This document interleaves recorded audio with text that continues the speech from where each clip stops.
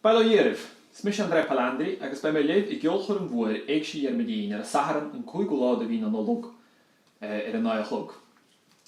Bhí an áchasarm go do chuirech an cúpla porta himitíh sa cheolchuirim, áit speisialta seamús carí go bhfuil an dúch sa cheoil agus na hawráníocht a go láidir an. Smór an trúin an be bhí bailtheisteach sa bhuilean im léana ach be bhí dam an bhín seo chuin le cúnamh dé.